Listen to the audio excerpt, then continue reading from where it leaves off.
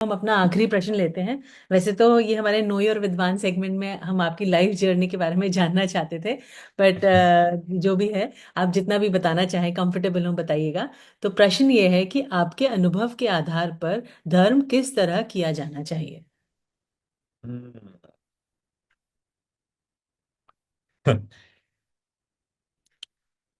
अभी क्या है कि धर्म के साथ में बहुत बड़ी समस्या हो गई है कि धर्म जो है वो सामाजिक हो गया है। समझ आए? धर्म समूहों के अंदर बट गया है। सबका जो धर्म है वो अपने अपने एक ग्रुप के अंदर आ गया है, उसमें ग्रुपिंग हो गई है। ग्रुपिंग होने से फायदा भी हुआ, नुकसान भी हुआ। फायदा ये हुआ कि उस विचारधारा के बहुत सारे लोग एक साथ आ गए हैं। नुकसान ये हुआ कि उस ग्रुप के अंदर जैसे किसी व्यक्ति को कोई और बात का रियलाइजेशन हो जाता है, जैसे ही उसको समझ में आता है कि नहीं, इस पूरे ग्रुप की मान्यताओं के अंदर कोई दो चार मान्यताएं ऐसी हैं जो गड़बड़ हैं। उसको जैसे ही इसका रियलाइजेशन होता है और वो जैसे साउट करता है, जैसे ही वो बोलता है, उस बात को बाहर निकालता है, पूरा ग्रुप उसके पीछे पड़ जाता है। पूरी की पूरी समाज उसके पीछे पड़ जाती है। मतलब ऐसे हाथ धोकर के पीछे पड़ते हैं कि उसको आधार में घोषित किए बिना तो रह नहीं सकते। तो ये एक ग्रुपिंग का नुकसान है। आपको समझ आया? जैसे जैसे कुछ देश ऐसे हैं जिस देश में रह करके यदि आपको उस देश की बुराइयां समझ में आए तो आप बोल नहीं सकते। क्यों?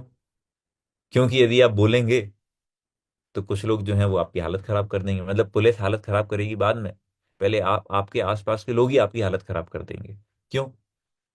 क्योंकि उस देश में जो समूह बन गया है, उस समूह को ये शिक्षा बहुत अंदर तक दे दी गई है कि इस देश में जो कुछ भी चल रहा है बहुत बढ़िया चल रहा है। जैसे भारत देश में आजादी के पहले सती प्रथा चलती थी।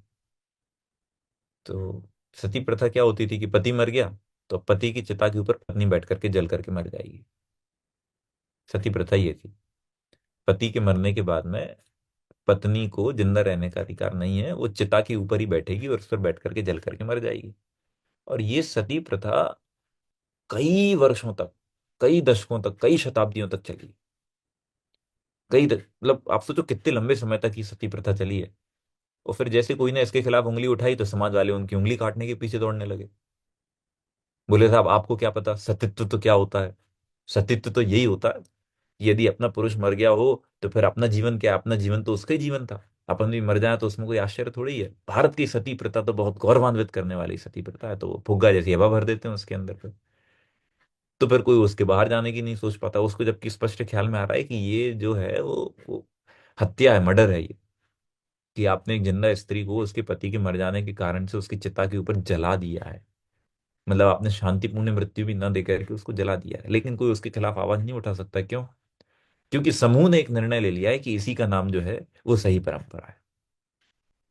अगर आप मुझसे पूछेंगे तो मैं आपसे ये कहूंगा कि मेरे लिए तो धर्म इंडिविजुअल जर्नी है। मैं किसी समूह से संबंध नहीं रखता हूं, सिवाय इस बात के कि मैं जैन हूं। मैं किसी से कोई संबंध नहीं रखता हूं। मतलब आप मुझसे कहेंगे आप मुमुक्षु विद्वान हैं, कि आप व्यवहारी विद्वान हैं, कि आप जयपुर वाले विद्वान हैं, कि आप सोनगढ़ वाले विद्वान हैं। जीरो।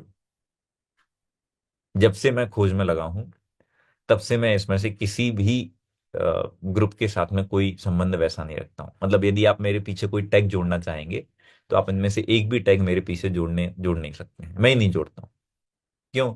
ये जब बात धर्म की होती है, जब बात समाज की होती है तो मैं समूह में हूं।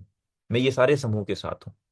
जब बात सामाजिक स्तर की होगी, मैं मोक्षु भी हूँ, मैं सोनगढ़ के साथ भी हूँ, मैं जयपुर के साथ में भी हूँ, और मैं व्यवहार वालों के साथ में भी हूँ। जहां उनकी अच्छी चीजें होंगी मैं उनके साथ में भी हूँ। कोई कोई समस्या नहीं।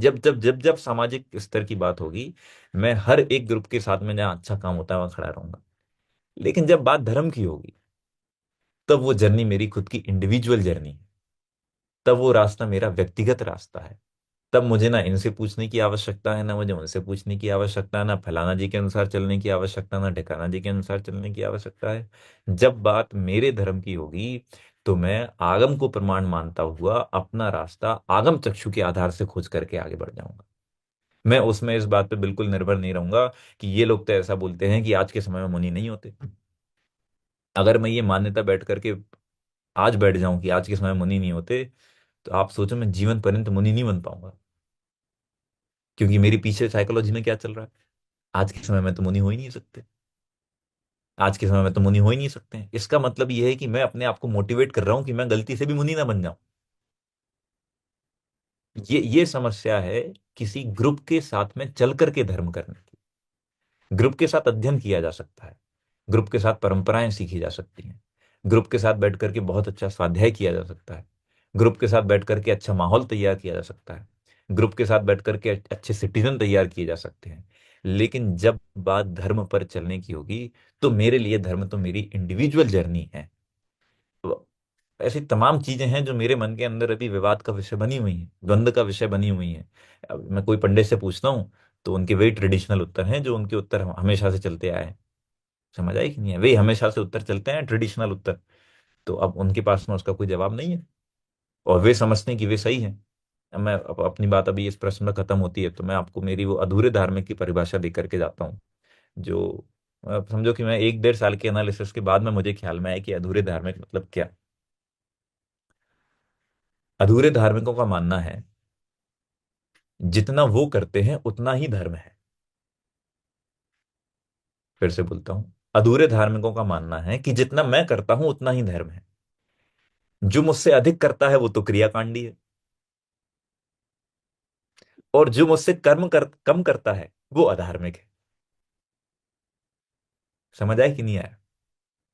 ये अधूरे धार्मिक की परिभाषा मुझे एक एक 1.5 वर्ष के एनालिसिस के बाद में ख्याल में आई कि ऐसे कई लोग हैं जो अपने आप को धार्मिक तो मान करके बैठे हैं, लेकिन वे अधूरे धार्मिक हैं। क्यों? क्योंकि उनकी मान्यता है जितना मैं करता हूं उतना धर्म है, जो मुझसे अधिक करता है वो तो क्रियाकांडी है, और जो मुझसे कम करता है काय का जैन है, वो तो अधार्मिक है। समझ आया कि नहीं आया? आप रात्रि भोजन करते हैं कि नहीं करते हैं?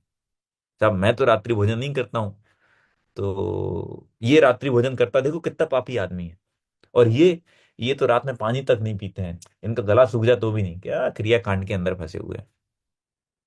और हमारा, सब देखो, मेरा धर्म तो धर्म है, मैं रात्रि भोजन नहीं करता हूँ। मेरे कहने का मतलब ये है, मैं फलाहार तो कर लेता हूँ, मैं अभी दूध वगैरह तो ले लेता हूँ, मैं अभी मिठाइयाँ तो ले लेता हूँ, अनाज नहीं खाता हूँ। तो जितना मैं करता हूँ उतना तो धर्म है। और जो बेचारा व्यक्ति, तुमने चिप्स खाई, बाजू वाले ने रोटी खाई, क्या धार्मिक आदमी है? तुम्हें तो जैन होने का अधिकार नहीं है, तुम्हें तो आहार देने का अधिकार नहीं है। और कोई ने तुमसे जानना त्याग कर दिया कि साहब तो जो है वो पानी तक नहीं पीते हैं, बस 7 बजे फिर हमारा पानी भी बंद, उसके बाद तुम कुछ भी नहीं करते हैं। तुम तो क्रियाकांड के अंदर फंस गए। इस क्रियाकांड से क्या ही होने वाला है? धर्म तो जो है वो आत्मा के श्रद्धान का नाम है। ये अधूरे धार्मिक लोगों की परिभाषाएं हैं, और ऐसे लोग बहुत जाना है, बहुत जाना।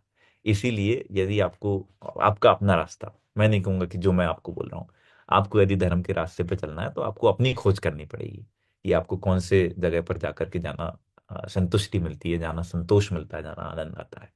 इतनी सी बात।